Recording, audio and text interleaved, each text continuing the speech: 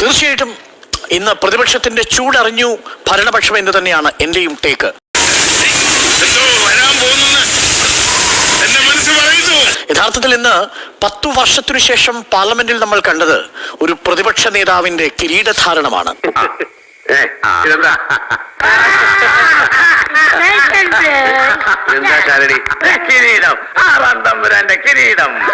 ആ കരുത്തനായ പ്രതിപക്ഷ നേതാവിന്റെ അടയാളപ്പെടുത്തലാണ് ഇന്ന് ലോക്സഭയിൽ കണ്ടത്. അടയാളപ്പെടുത്തുന്ന കാലമേ ഇത് ഘടികാരങ്ങൾ നിലയ്ക്കുന്ന സമയം. പഞ്ച് ഡയലോഗുകൾ കൊണ്ട് കൃത്യമായി ശൈലീപ്രയോഗത്തിലൂടെ സൂക്ഷ്മമായി തിരഞ്ഞെടുത്ത വിഷയങ്ങൾ കൊണ്ട് അക്ഷരാർത്ഥത്തിൽ ഭരണപക്ഷത്തെ സ്തംഭിപ്പിക്കുകയാണ് ചെയ്തത്. फाइन ट्यूनिंग हो गई भगवान के साथ. प्रधानमंत्री ने बोला है कि मेरा डायरेक्ट कनेक्शन है भगवान के साथ.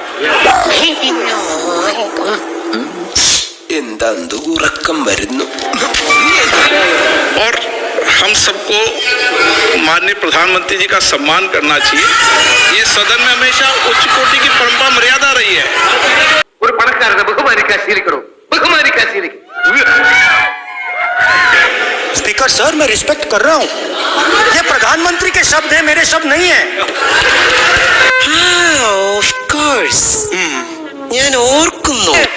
पब्लिक में मीडिया को कहा है कि मैं बायोलॉजिकल नहीं हूँ, मेरा डायरेक्ट कनेक्शन भगवान के साथ है. मैं नहीं बोल रहा हूँ, प्रधानमंत्री मोदी जी ने बोला है. ഇത്രയും വലിയ ഗതികെട്ടവൻ ഈ ലോകത്ത് വേറെ ആരെങ്കിലും ഉണ്ടാവും എന്റെ കർത്താവേ. മോദിയെ യഥാർത്ഥത്തിൽ മലർത്തിയിടിച്ച പ്രസംഗമാണ് രാഹുൽ ഗാന്ധിയുടേതെന്ന് നിസ്സംശയം പറയാം. ഹലോ മാഷേ, കൈയുടെ തരിപ്പൊക്കെ തീർന്നോ? തീർന്നു വരുന്നു. എന്നാ കൈയും തന്നെ. ഈ തറവാട്ടിൽ ആദ്യമായി ഒരു പുരുഷന്റെ ശബ്ദം ഉയർന്നിരിക്കുന്നു. മുഖത്ത് മീശയും അകത്ത് വാശിയുള്ള പുരുഷൻ. കുട്ടന്റെ അഭിനന്ദനങ്ങൾ. ഇന്ന് രാഹുൽ ഗാന്ധിയുടെ പ്രസംഗത്തിൽ ഭരണപക്ഷത്തിന്റെ ആത്മവിശ്വാസം കെട്ടുപോകുന്ന ഒരു മൊമെന്റ് ഉണ്ട്. ഏത് മൊമെന്റ് ആണെന്നറിയോ? നേരിട്ട് അറ്റാക്ക് ചെയ്തു. മോദിയല്ല, സ്പീക്കറെ. അവിടെ സ്പീക്കർ പഴയ സ്പീക്കറായി 17ാം ലോക്സഭയിലെ ഓം ബിർളയായി പ്രതിപക്ഷത്തെ അടക്കാൻ ശ്രമിക്കുന്നു. അപ്പോൾ പ്രതിപക്ഷ നേതാവായിട്ട് രാഹുൽ ഗാന്ധി പറയുന്ന വാചകം ഇതാണ്. അതായത് താങ്കളെ ഞാനും പ്രധാനമന്ത്രിയും കൂടി ഡൈസിലേക്ക് ആനയിച്ചപ്പോൾ താങ്കൾ എനിക്ക് കൈ തന്നതും മോദിക്ക് കൈ കൊടുക്കുന്നതും കണ്ടു.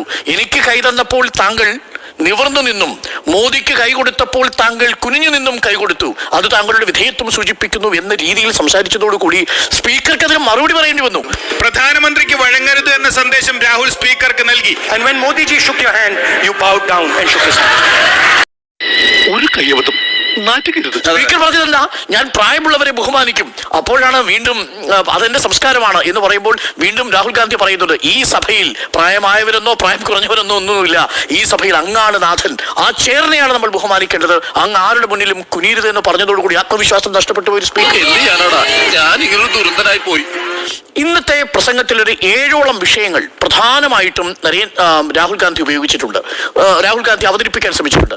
നീറ്റ് വിഷയമുണ്ട്, അഗ്നിവീരിലെ വിഷയമുണ്ട്, വിലക്കയറ്റത്തിന് വിഷയമുണ്ട്, അയോധ്യയിലെ സംഭവ വികാസങ്ങളുണ്ട്, കർഷകരുടെ പ്രശ്നങ്ങളുണ്ട്, നോട്ട് നിരോധനമുണ്ട്, GST ഉണ്ട്. ഈ വിഷയങ്ങളെല്ലാം അവതരിപ്പിക്കാൻ ശ്രമിക്കുമ്പോഴും അതിലൊന്നും പ്രധാനമന്ത്രി തൊടില്ലെന്ന് വളരെ വ്യക്തമായിട്ട് അറിയാം രാഹുൽ ഗാന്ധിക്ക്. പക്ഷെ പ്രധാനമന്ത്രി ഏതിലാ തൊടുക? ഹിന്ദു എന്നൊരു വാക്ക് കേട്ടോ നരേന്ദ്രമോദി എഴുതി.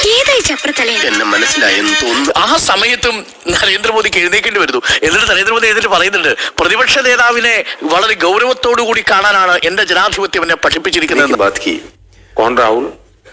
പരമാത്മാവും നരേന്ദ്രമോദിയുടെ ആത്മാവുമ്പിൽ നേരിട്ട് സമ്മതിച്ചപ്പോഴാണല്ലോ ഡിമോണിറ്റൈസേഷൻ വന്നത്, അഗ്നിവീർ വന്നത്. അത് പ്രധാനമന്ത്രിയുടെ ഓഫീസിൽ നിന്ന് വന്നതാണ്. അങ്ങനെ ഓരോ തവണയും പറയുന്നുണ്ട് നമ്മളൊക്കെ ജൈവ മനുഷ്യരാണല്ലോ, പക്ഷേ ഇതാ ഒരു ദൈവത്തിൽ നിന്ന് വിളികേട്ടിരിക്കുന്ന മനുഷ്യനുണ്ട് എന്ന് പരമാവധി തെരഞ്ഞെടുപ്പ് ക്യാമ്പയിനിൽ ഉപയോഗിച്ചതിന്റെ തുടർച്ചയെന്ന വണ്ണം പ്രതിപക്ഷം ഭരണപക്ഷത്തിന്റെ ആത്മവിശ്വാസത്തെ നഷ്ടപ്പെട്ടു.